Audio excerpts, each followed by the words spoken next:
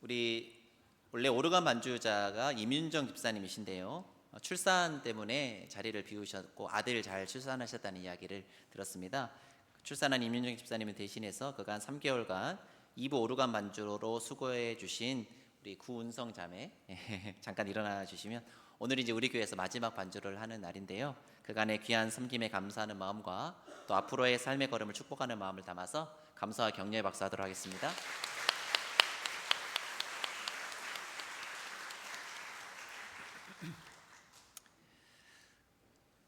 생명으로 인도하는 좁은 문은 당장 우리 눈앞에 보이지 않습니다. 물론 멸망으로 인도하는 넓은 문도 마찬가지지요. 다만 우리 앞에는 좁은 길과 넓은 길이 놓여 있을 따름입니다.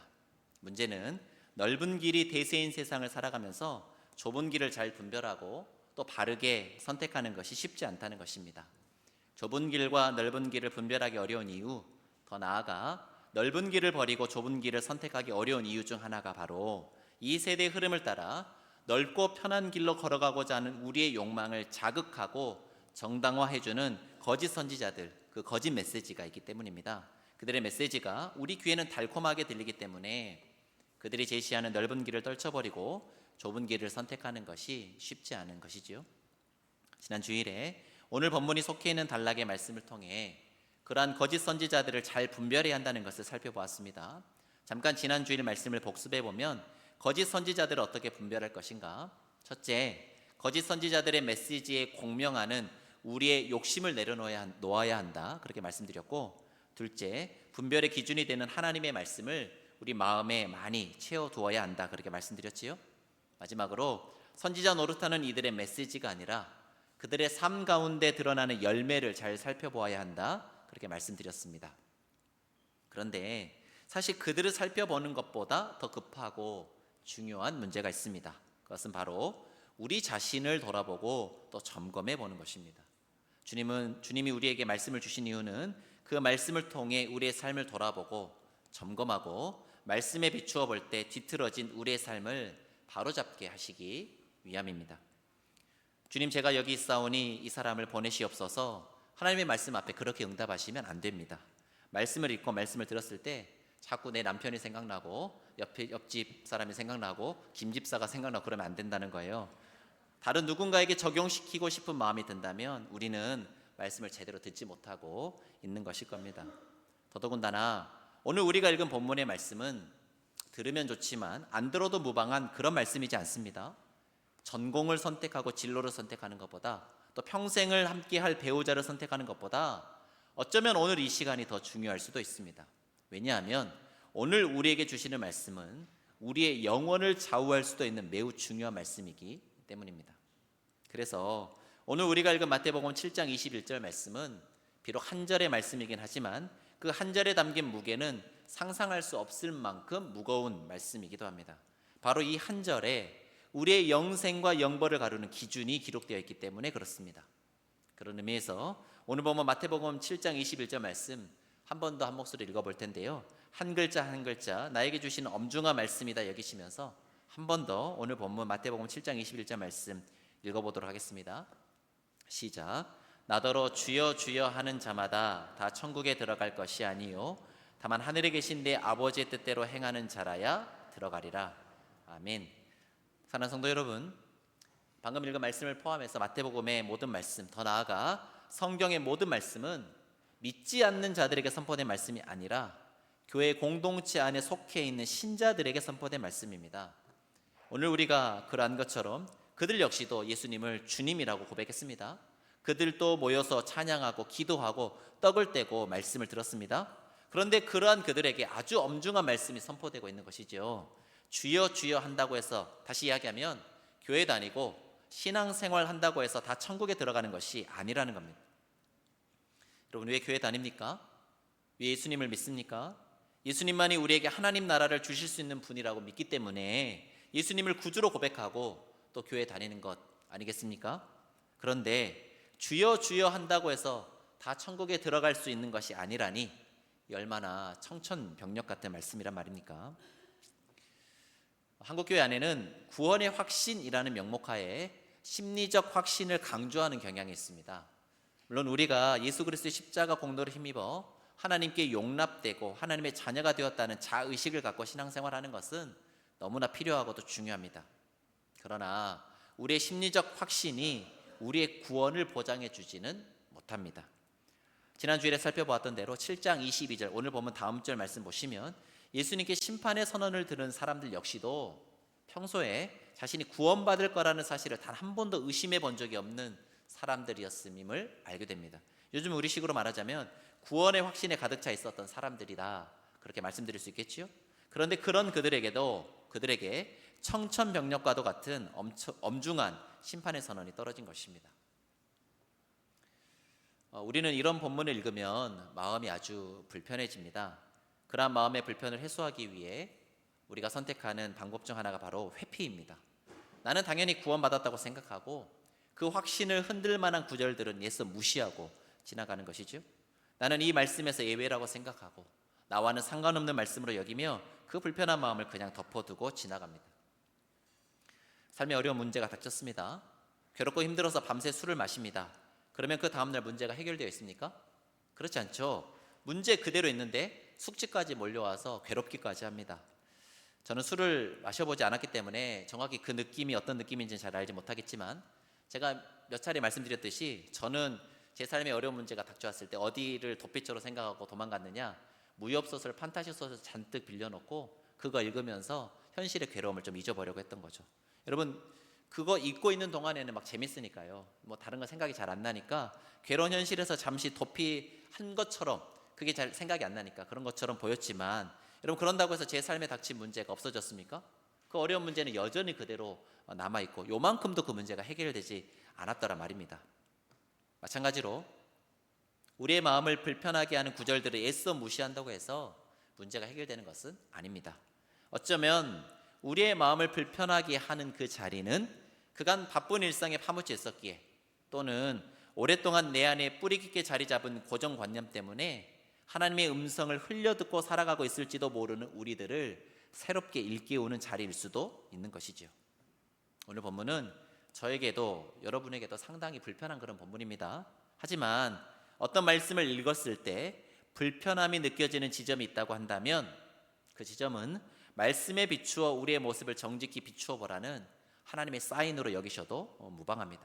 비록 오늘 본문의 말씀이 우리의 마음을 불편하게 하지만, 그렇기에 오늘 본문의 말씀을 통해 성령님께서 더욱 분명하고 선명하게 우리에게 말씀해 주실 것을 기대하면서 본격적으로 오늘 본문으로 들어가 보도록 하겠습니다.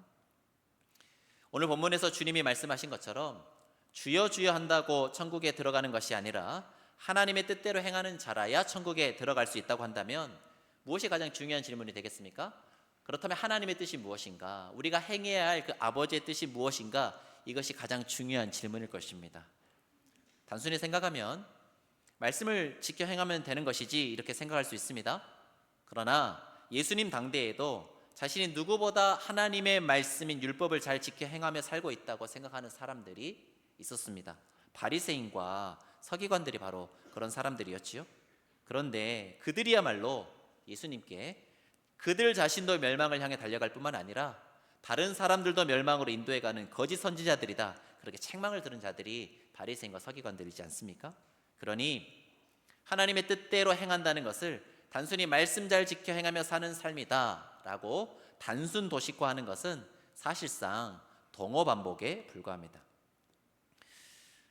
제가 중등부에 올라가서 처음으로 큐티를 배운 다음에 그리고 난 다음에 이제 중학교 3년 동안 큐티를 하루도 빼먹지 않고 했었는데요. 고등학교 올라가서는 빼먹었지만 중학교 때는 열심히 했습니다. 그런데 어떤 본문이든 큐티의 결론이 무엇이었냐면, 큐티하고 난 다음에 결론 말씀 적고 그 다음에 이제 적용하고 이렇게 하는데, 큐티의 결론이 말씀에 순종하고 말씀대로 살아가자, 이것이 결론이었습니다. 여러분, 그렇다면 말씀에 순종하는 게 무엇일까? 그 구체적인 적용이 무엇이었냐면 매일 큐티를 빼먹지 않는 것, 기도 생활 잘하고 예배 잘 드리는 것, 뭐 이런 주로 신앙생활에 관련된 그런 적용점들을 제가 적었던 것 같아요. 지금 생각해 보면 참 답이 없는 큐티였다 싶습니다. 여러분, 큐티의 결론이 무엇이냐? 큐티를 잘하자가 큐티의 결론인 거예요. 여러분, 큐티를 하면서 큐티를 잘하자 다짐하고, 그래서 큐티를 열심히 했더니 또 큐티를 열심히 하자는 결론이 도출되는 이른바 순환 논리 오류 속에 있다 보니까요, 매일같이 큐티를 하는데 제 삶이 바뀝니까? 안 바뀝니까? 큐티만 열심히 하고 큐티 실력은 느는데 삶은 안 바뀌어요. 왜냐하면 내 삶에 구체적으로 말씀을 갖다 놓는 경험이 없었기 때문에 그렇습니다. 그러한 제 경험에 비춰볼 때 하나님의 뜻대로 행한다는 것은 단순히 말씀 생활, 기도 생활, 예배 생활 잘하지 않은 이른바 종교적인 어떤 행동을 한다는 것을 넘어서는 것이겠다 싶습니다. 우리가 주목할 것은 하늘에 계신 아버지의 뜻대로 행하라는 오늘 본문의 말씀이 어떤 맥락에서 나오는 거냐? 산상설교 결론부에 나오는 말씀이라는 것을 우리가 주목해 볼 필요가 있습니다. 그렇다면 하늘에 계신 아버지의 뜻, 곧 하나님의 뜻을 알기 위해서는 무엇을 살펴봐야 할까요? 산상설교 전체의 문맥과 맥락을 살펴볼 필요가 있는 것이죠. 그래서 저는 오늘 설교를 준비하면서 예수님의 산상설교의 가르침을 쭉 돌이켜 좀 묵상해 보는 시간을 가졌는데요. 그러다 제 나름대로 산상설교 전체가 말하고 있는 어떤 큰 흐름을 발견할 수 있었습니다. 그것은 바로 우리 주님께서 산상설교 전체를 통해 말씀하고자 하시는 것이 겉으로 드러나는 어떤 행동의 차원을 넘어서는 마음의 차원, 즉 인간 존재의 어떤 근본적인 변화에 대해서 우리 주님이 말씀하고 계시다는 것이었습니다. 산상설교를 처음 여는 말씀이 팔복 말씀이지 않습니까? 그 팔복 말씀 중에 첫 번째 말씀이 무엇이냐? 마음이 가난한 자는 복이 있나니 하나님의 나라가 그들의 것이다. 천국이 그들에게 주어진다는 것입니다. 여러분, 누가복음 6장에 나오는 평행단락에는 마음이라고 하는 말이 없어요. 그런데 마태는 같은 본문을 기록하면서 굳이 마음이라는 단어를 넣어서 기록하고 있는 것이죠. 그 말은 산상설교 전체 메시지를 읽을 때 무엇을 주목해서 읽어야 한다는 뜻입니까? 마음을 주목해서 읽어야 한다, 그런 뜻입니다. 여러분, 팔복의 마지막 복이 의를 위하여 박해를 받는 자에게 하나님의 나라가 주어진다는 것입니다. 여러분, 그런데 의를 위해서 박해도 감수할 수 있으려면 그 의가 인생에서 가장 중요하고 갈급한 문제, 그 마음의 중심에 자리 잡는 문제가 되어야 합니다. 여러분, 별로 그렇게 중요하다 생각하지 않는데 의를 위해서 목숨 걸 수 있겠습니까? 마음 깊숙한 곳에서부터 의에 줄이고 의에 대해 목말라 해야 의를 위해서 목숨까지도 내어놓을 수 있는 그런 삶을 살 수 있는 것이죠.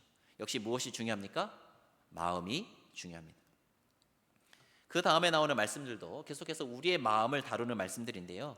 여러분, 예수님은 겉으로 살인 안 하고 간음 안 하는 그냥 행동 규정으로 나는 살인 안 했으니까, 나는 간음 안 했으니까 그렇게 행동 규정 지키는 것이 중요한 것이 아니라 우리의 마음이 근본적으로 바뀌어서 살인과 간음의 근간이 되는 그 마음 깊은 곳에 있는 미움과 음란의 문제까지도 해결돼야지 하나님의 뜻대로 행하는 것이다, 그렇게 말씀하십니다. 모든 죄들이 다 그렇지만 특히나 미움과 음란은 지극히 자기중심적인 죄들인데요, 예수님은 바로 그 자기중심성, 그 자기를 위하여 얼마든지 타인을 이용하고 짓밟을 수 있는 그 자기중심성을 내려놓고 원수까지도 사랑할 수 있을 만큼의 이타적인 삶으로 우리의 삶이 대전환되어야 된다, 우리의 마음판이 갈아엎어져야 된다, 그렇게 우리에게 촉구하십니다. 예수님은 더 나아가 구제, 기도, 금식과 같이 어떤 선해 보이는 행동들도 타인을 사랑하는 마음으로, 그 마음 깊은 곳에서 우러나오는 마음으로 하는 것이 아니라 얼마든지 자기중심적으로 행하고 있을 수 있다 말씀하십니다.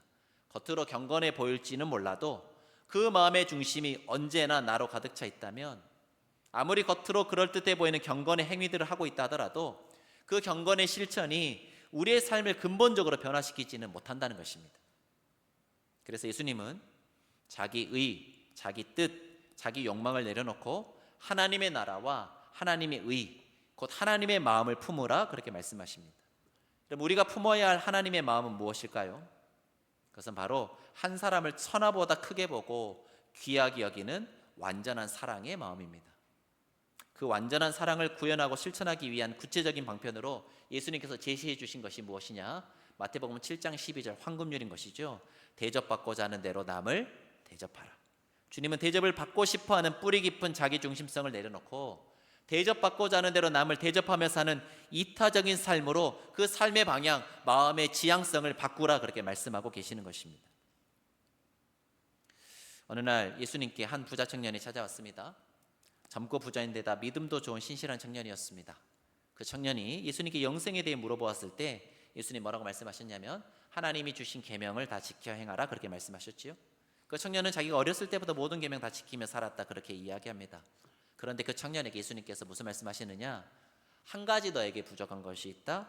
너의 재산을 팔아 가난한 자들에게 나누어 주고 너는 나를 따르라, 그렇게 말씀하시죠. 안타깝게도 그 청년은 재산이 많았기 때문에 근심하며 돌아갔다, 그렇게 기록되어 있습니다. 예수님은 그 청년에게 한 가지 부족한 것이 있다 말씀하셨지만, 여러분, 그 한 가지가 사실상 전부와 맞먹는 한 가지였습니다. 왜냐하면 영생의 길을 좌우하는 한 가지이기 때문입니다. 여러분, 그 한 가지가 무엇입니까? 그것은 바로 가난한 자 한 사람 한 사람을 향한 아버지 하나님의 자비와 긍휼의 마음, 그 하나님의 자비와 긍휼의 마음을 품는 그 한 가지가 영생을 좌우하는 가장 중요한 한 가지라, 그런 말입니다. 예수님은 자신들이 하나님의 말씀을 잘 지키며 산다고 자부하는 바리새인들에게 두 번이나 호세아 6장 6절 말씀을 인용해서 이렇게 말씀하셨는데요. 우리 함께 마태복음 9장 13절 말씀을 찾아서 한 목소리를 읽어보도록 하겠습니다. 신약성경 13쪽에 기록되어 있는 마태복음 9장 13절 말씀입니다. 신약성경 13쪽 기록되어 있는, 우리 지금 본문에서 한두 장 정도 넘기면 나오죠. 마태복음 9장 13절 말씀을 우리 한 목소리를 읽어보겠습니다. 시작. 너희는 가서 내가 긍휼을 원하고 제사를 원하지 아니하노라 하신 뜻이 무엇인지 배우라.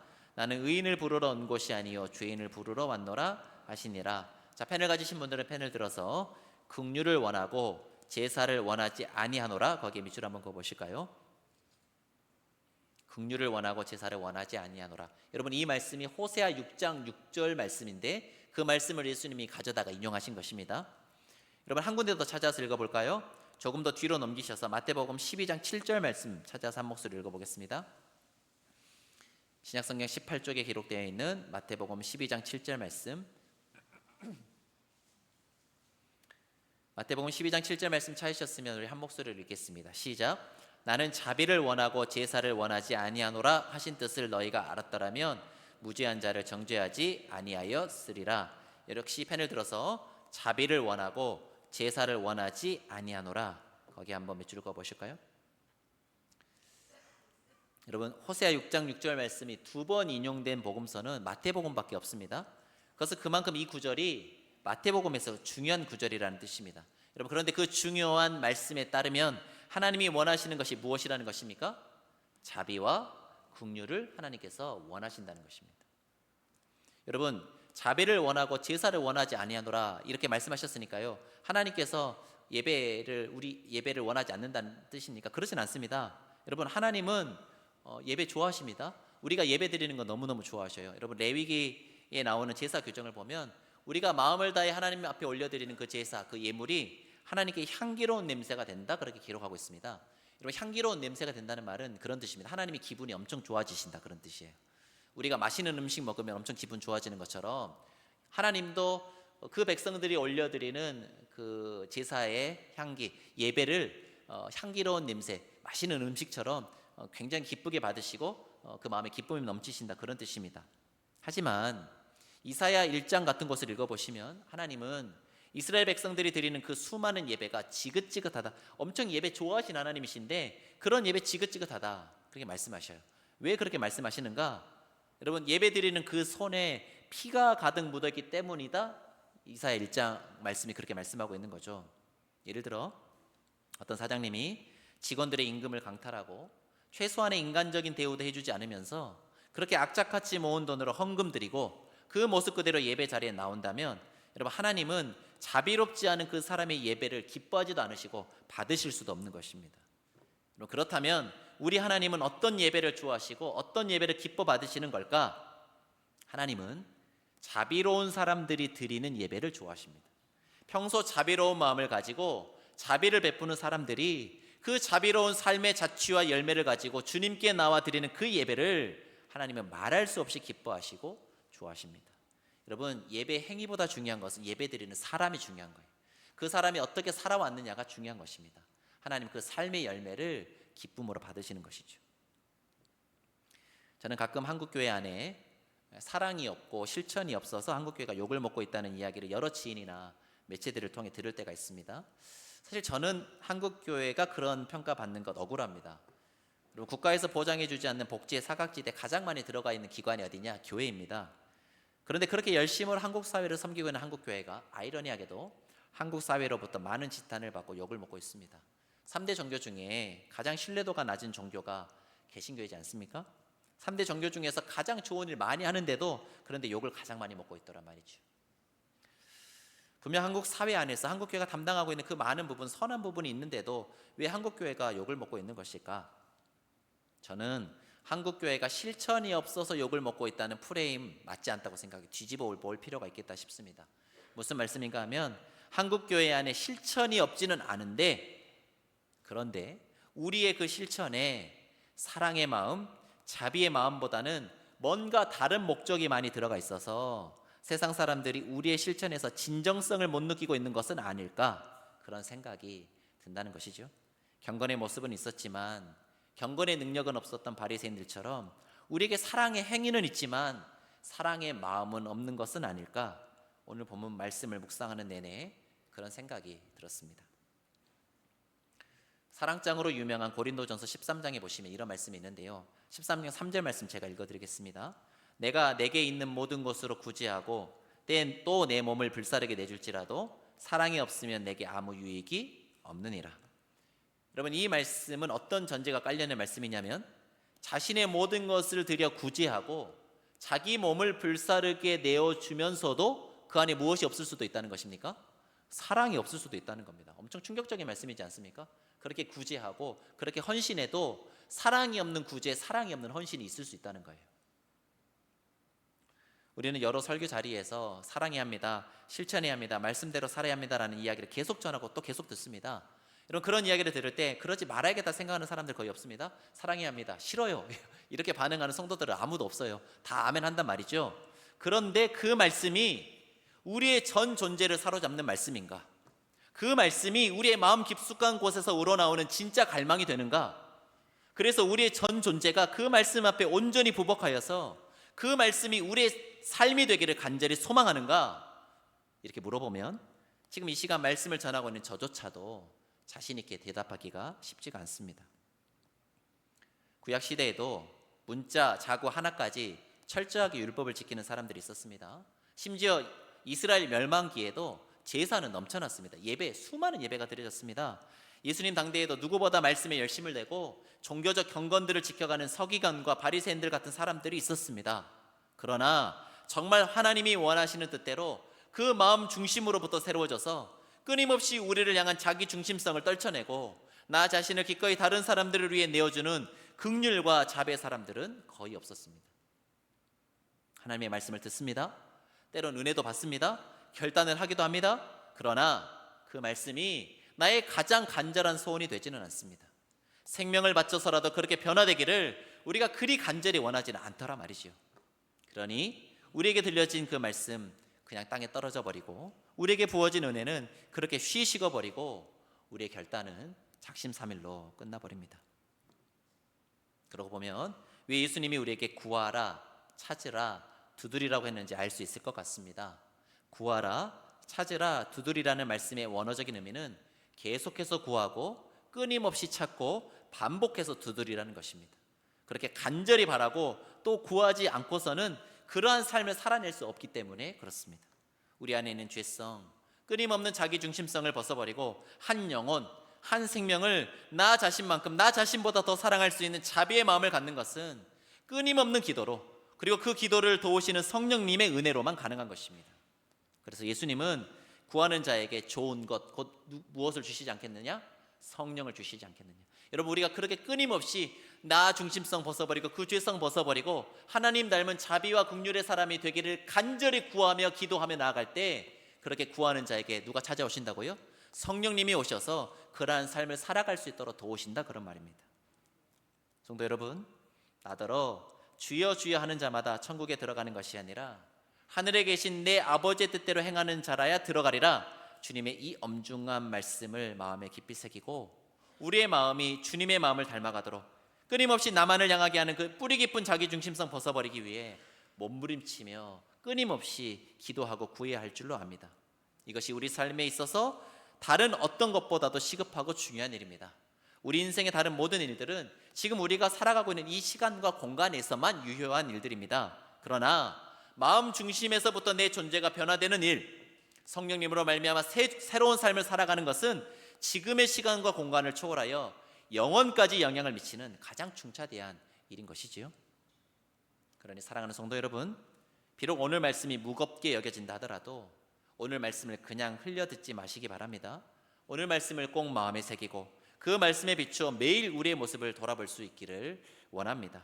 혹여 우리가 오늘 말씀에 비추어 그 말씀의 잣대에서 한참 벗어나 있다고 한다면 말씀이 육신이 되신 주님처럼 우리가 그렇게 말씀의 사람들로 변화될 때까지, 곧 한 생명을 천하보다 귀하게 여기는 참 자비와 긍휼의 사람들이 될 때까지 끊임없이 구하고 끊임없이 몸부림치고 끊임없이 기도하면서 하나님이 주시는 은혜와 복을 덧입어서 그러한 자비와 긍휼의 사람들로 변해갈 수 있는 저와 여러분 모두가 될 수 있기를 주님의 이름으로 간절히 축원합니다.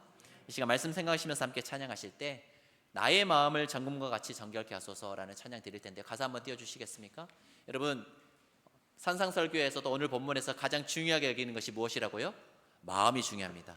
마음이 변화되는 것이 중요합니다. 우리의 중심이 변화되는 것이 중요합니다. 우리의 전 존재가 변화되는 것이 중요합니다. 하나님, 나의 마음을 정금과 같이 정결케 하여 주옵소서. 나의 마음을 연단된 정금처럼 주님 단련시켜 주옵소서. 내 영혼에 한 소망이 있으니 간절한 그 한 소망, 유일한 소망, 주님과 같이 거룩한 삶을 살아가기 원합니다. 주님 닮아가기 원합니다. 그렇게 나의 삶을 주님께 드리오니 나를 거룩하게 하여 주옵소서. 주님께 내 삶 전부, 내 마음의 중심을 드리오니 나를 받아 주옵소서. 우리 결단하는 마음으로 우리 말씀 생각하시면서 가사 묵상하시면서 함께 찬양하며 나가도록 하겠습니다. 나의 마음을 정금과 같이, 나의 마음을 정금과 같이 정결케 하소서. 나의 마음을 정금과 같이 하소서. 내 영혼에 한 소망이 있으니 주님과 같이 거룩하게 하소서. 나의 삶을 드리니 거룩하게 하소서. 주님 나를 받으소서.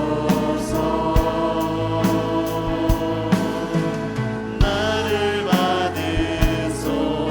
네, 한 번 더 찬양하며 나갑시다. 나의 마음을 정금과 같이, 나의 마음을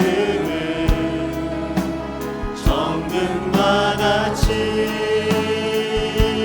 정결케 하소서. 나의 마음을 정금과 같이 하소서. 내 영혼에 한 소망이, 우리 한 번 더 고백하며 나갑시다. 내 영혼에 한 소망이 있으니, 내 영혼에 유일한 소망, 한 소망이. 다시 한번 우리의 마음을 담아 고백합시다. 내 영혼에 한 소망이 있으니, 내 영혼에 한 소망이 있으니 주님과 같이, 주님과 같이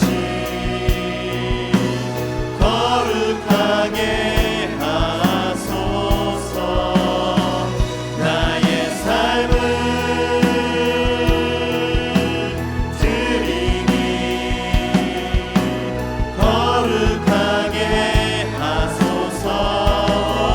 주님 나를 받으소서. 나를 받으소서. 지금 말씀 생각하시면서 합심하여 기도하는 시간 갖겠습니다. 입으로는 주여 주여 하면서도 정작 주님이 기뻐하시는 자비와 긍휼의 열매를 맺지 못하고 살았던 우리의 지난 날들 돌아보고 또 돌이키면서 끊임없이 탐욕적이고 자기중심적인 우리의 마음과 생각이 성령의 능력으로 온전히 변화되게 해달라고, 우리의 마음의 중심이 바뀌며 우리의 내면이 새로워져서 하나님이 기뻐하시는 참 사랑과 자비의 삶을 살아갈 수 있게 해달라고 시간 말씀 생각하시면서 주님의 이름 한번 부르고 합심하여 기도하도록 하겠습니다. 주여,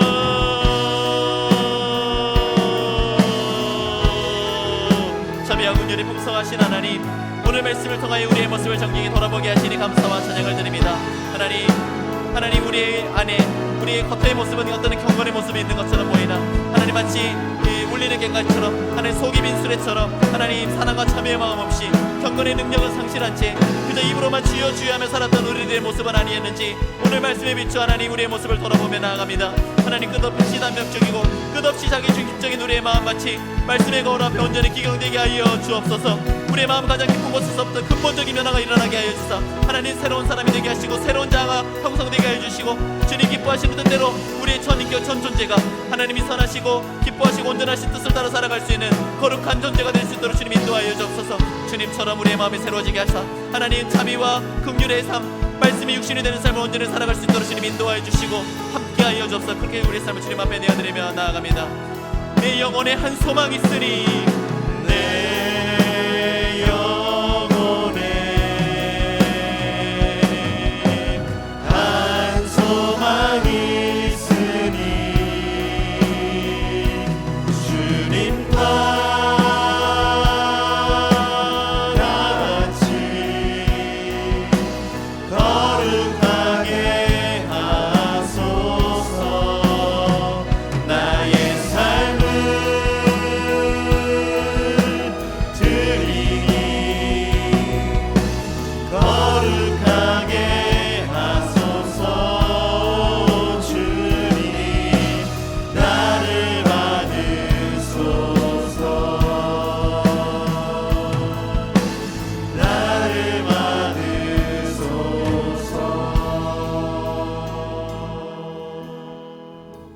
자비와 긍휼이 풍성하신 하나님, 말씀을 통하여 우리의 모습을 정직히 돌아보게 하시니 감사합니다. 울리는 꽹과리처럼 경건의 모습은 있는 듯하나 사랑과 자비의 마음 없이 경건의 능력은 상실한 채 그저 입으로만 주여 주여 했던 우리들을 긍휼히 여겨 주옵소서.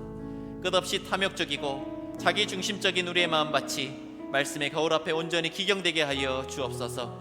우리의 마음 깊은 곳에서부터 근본적인 변화가 일어나기를 위해 끊임없이 또한 끈질기게 기도할 줄 아는 우리 모두가 되게 하여 주옵소서. 그래 우리의 전 인격, 우리의 전 존재가 하나님의 선하시고 기뻐하시고 온전하신 뜻대로 살아가도록 하나님, 성령 하나님 오늘도 우리 속에 충만히 역사해 주시고 우리의 삶을 성령으로 온전히 동행하여 주시고 인도하여 주옵소서. 감사와 찬양을 드리며 이제는 우리 주 예수 그리스도의 은혜와 하나님 아버지의 다함 없으신 사랑하심과 성령 하나님의 감동 감화 위로 교통하심이 입으로만 주여 주여 하는 위선적이고 외식적인 신앙을 벗어버리고 탐욕적이고 자기중심적인 마음의 중심이 근본적으로 변화되어 하나님 기뻐하시는 자비와 긍휼의 삶을 기쁨으로 살아가기로 결단하고 다짐하는 사랑하는 한강교회 성도들의 머리 위에와 그들의 가정과 일터 위에, 또한 주님이 핏값 주고 사신 귀하고 복된 한강교회 위에 이제로부터 영원까지 함께 하시기를 간절히 축원하옵나이다. 아멘.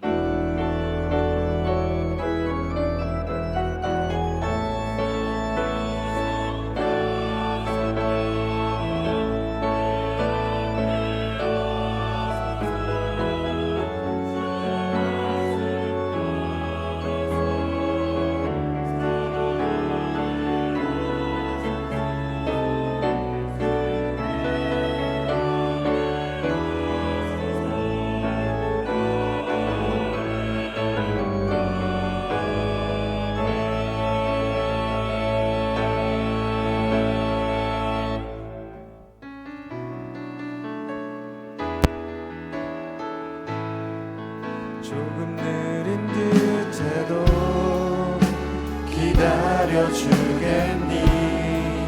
조금 더딘 듯해도 믿어줄 수 있니?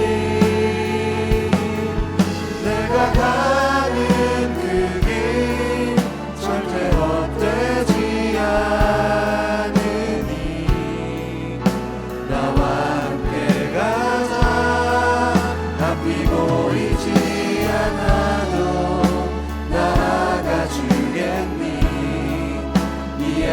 되지 않아도